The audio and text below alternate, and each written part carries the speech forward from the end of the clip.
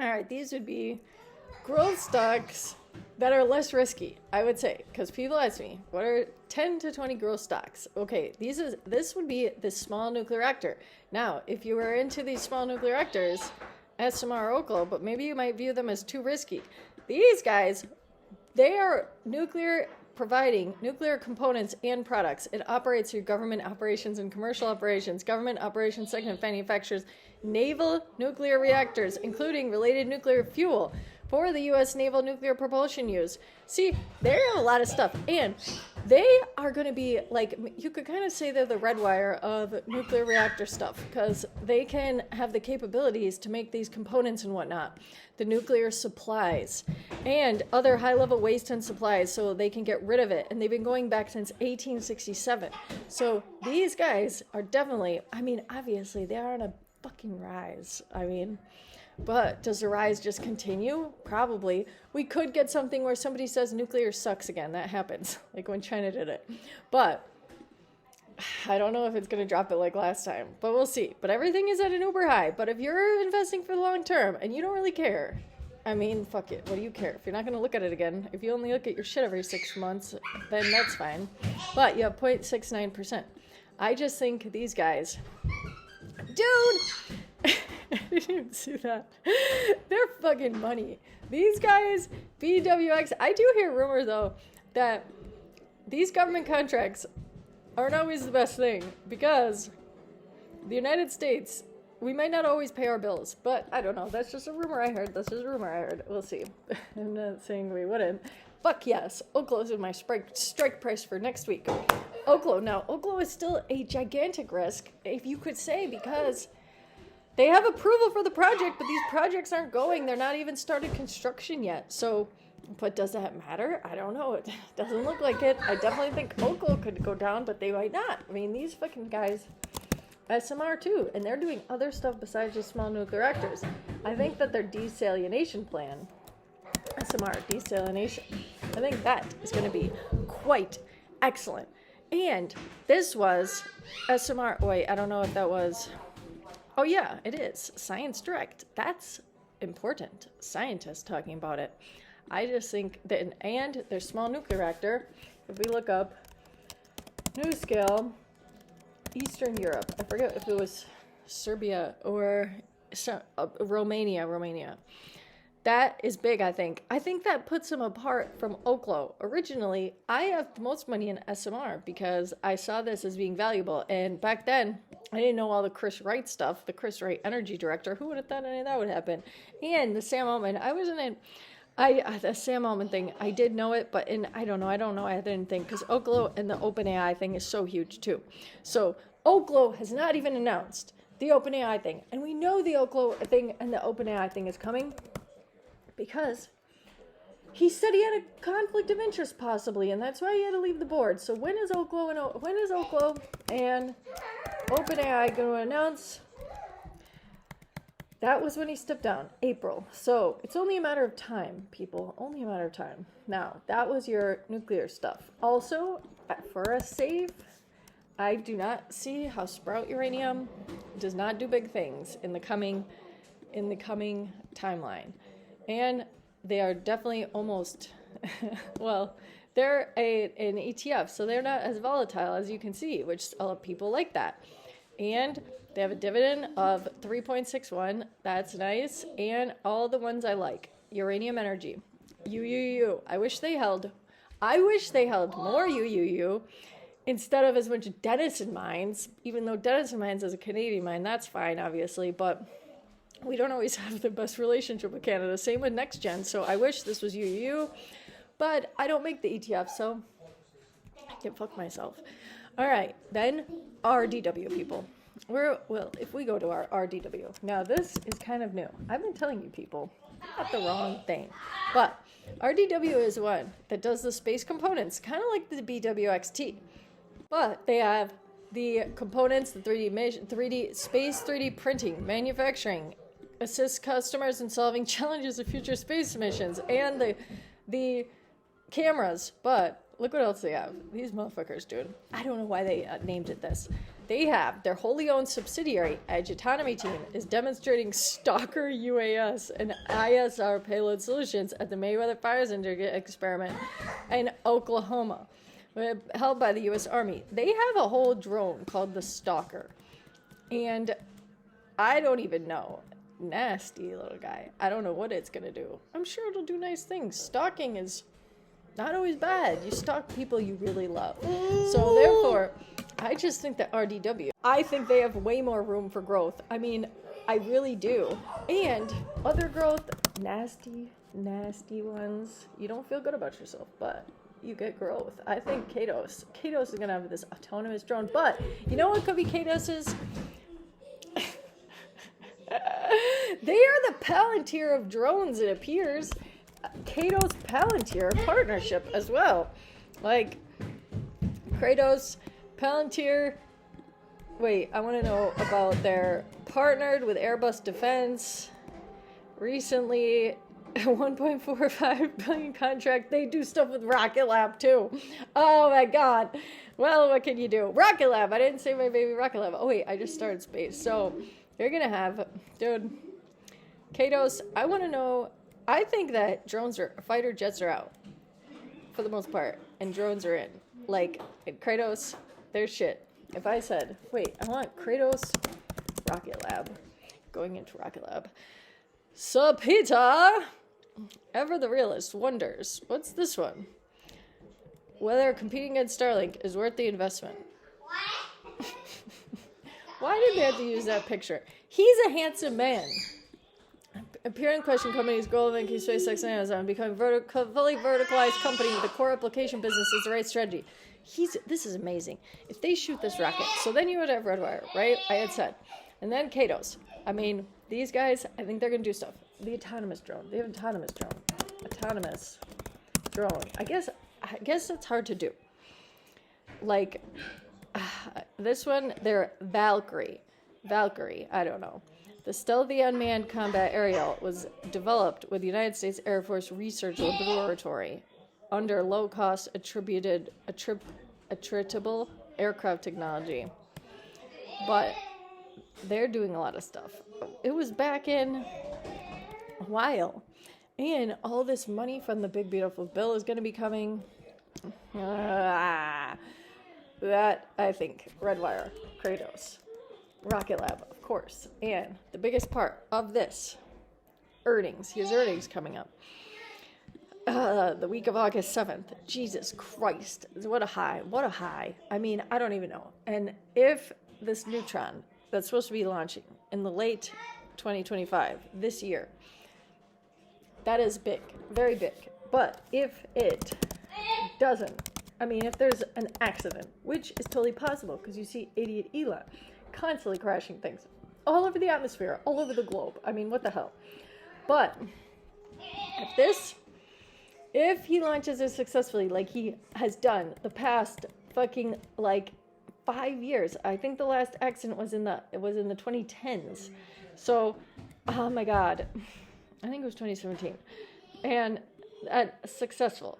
This could be the biggest one, because those people will pay extra for the payloads. You have the buy rating of 50. We will see, okay? But I think Rocket Lab is definitely a growth stock, for sure. You could also say BKSY. You could also say ASTS.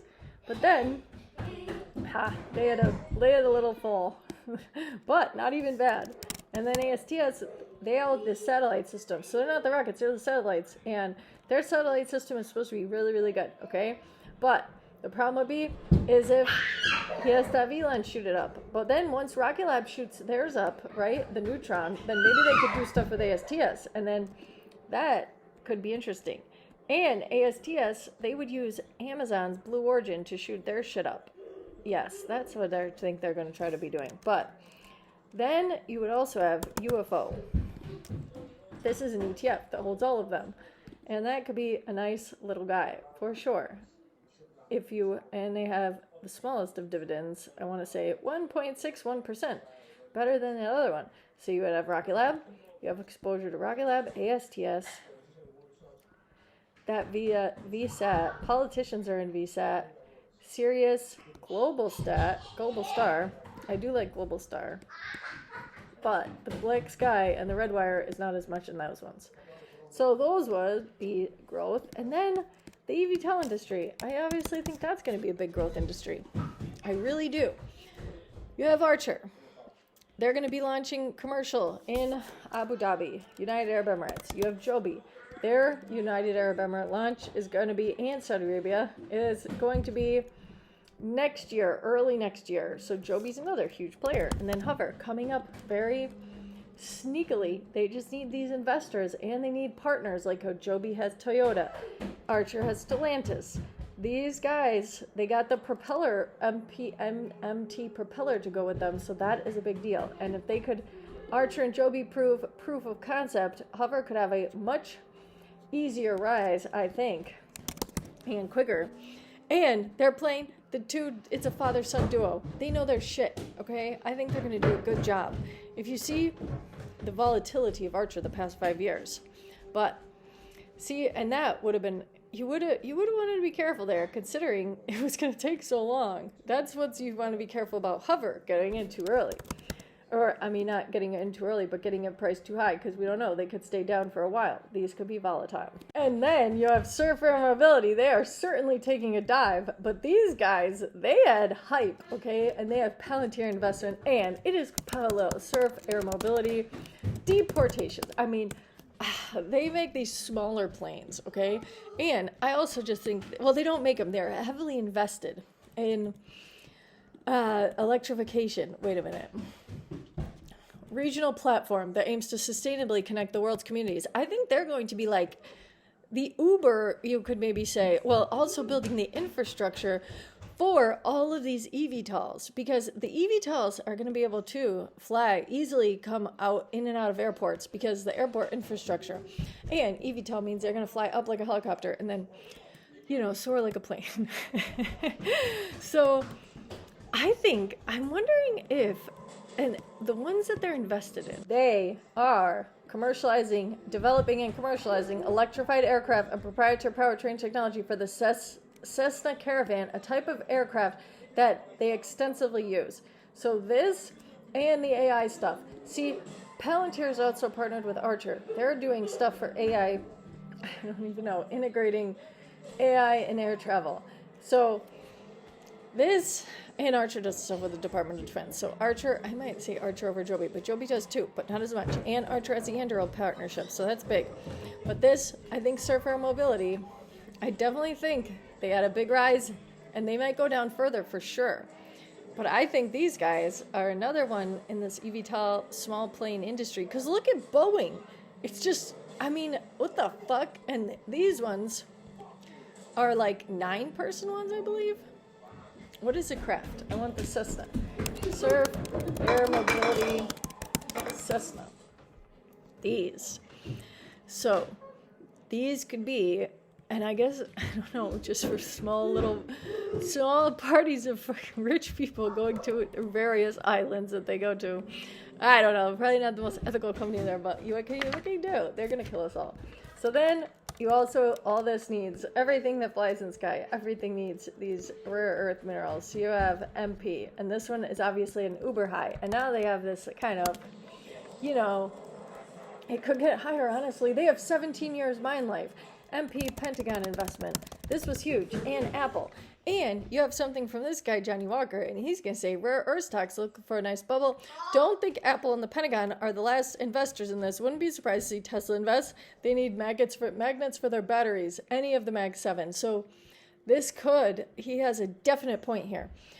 Google, Microsoft, they could, and Trump might even bully them into it. Say, if you want these minerals, you better invest in these minerals. Or they just know they need the minerals, so they're going to do it because they know it's a smart thing to do business-wise. So he has an excellent point. And then other rare earths, is going to be NB. They got the other rare earths. More rare earths. Well, not more rare earths, but actually longer lifeline. Wait, if you looked up, because that's something you can look up. Compare Neocorp, Elk Creek, mine life to MP Materials in California. But they have other properties, actually. They have other mines. but they didn't look very extensive. So I think that's part of it. But we'll see. Wait, this one, a mine life of 38 years. That is interesting. This one. No, I don't want this one. Oh, wait. Given its status, it's reasonable to refer. It has substantial. They don't want to tell us? I've read 17 years on something else. I could swear I read 17 years. So maybe they don't want to say anymore. But that could show the importance of NB. I'm just kidding.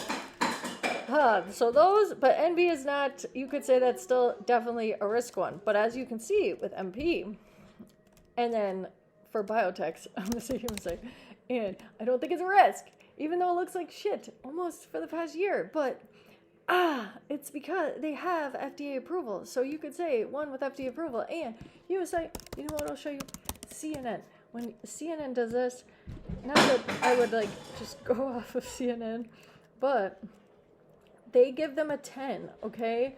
They give them a rating of 10 out of 10. What? It used to be a 10. Those fuckers. What do they give Archer? Wait a minute. How dare they? These fucking dicks. I cannot believe. What do they give Archer? What's Archer's score? A 78% buy. A 6. These were other things. What did they give OKLO? They were like a 9. I've looked this up before in another video. I don't feel like going back. But Humacyte had a 10. They must have. OKLO is likely to perform in line with market over the next. Smart score. They had higher smart scores for all three of these. What's Gevo's smart score? Gevo makes revenue too. Actually, I would also say ETR. That's going to be natural gas and a power plant that Mark Zuckerberg's going to use, Meta. He has a deal with ETR, and he was planning on building these giant data centers in Louisiana. Gevo had a higher one too before. And then KMI, Kinder Morgan, because that's going to be ETR has a 10. What's Kinder Morgan? That is a good one. I do like that. 8, I do like them. What's next decade? You would have, this is a KMI and next decade are natural gas. So it looks like natural gas. They're trying to tell us something. I might even say, what's psychedelics? They're not on here. Oh, they are. There they are. What do they say for these guys? And I would look, a 10? That's interesting. What's silo? Psychedelics, you could say, is risky. Biotechs are always risky. This one doesn't have one. That's lame. What's compass? But 8. Which JHRS? Because if they are probably $17, I should have gotten into that one a long time ago. A 7. That means they could still. I think all these psychedelics could still do a lot. Because Kennedy likes psychedelics. But anyways, those would be growth stocks. And if I didn't say Aurora Trucking, I would obviously want to say Aurora Trucking because I think autonomous trucking is going to be the future. Obviously, they keep telling us it is, and they're going to have their earnings in 2 weeks or in mid. When is it? Their earnings is going to be end of July. I need these. I have calls for them here and after. I want them to pop after. They haven't been rising as much as I'd like them to prior to earnings. They need to release some type of news and say something. And then people would be excited. Even if they just said their earnings were coming. That's what OPTT did. And then everyone was all on them. So this, OPTT, but this is a risky one. I don't think it's a risky one. They're selling OPTT revenue. They make revenue. They have all these, they've been getting different outlets to sell their stuff. They secured a $3 million deal. They had another deal with the unnamed defense person in an unnamed government in the Middle East, which is obviously a monarch. They don't have to tell how much it is. So I would hardly call OPTT a risk. Backlog grows amid international expansion plans. OPTT. I think they are a risk in the sense that they could reverse split, so they could start being more noticeable, because nobody likes penny stock for some reason. But anyways, this was supposed to be less risky companies, but I don't think they're a risk.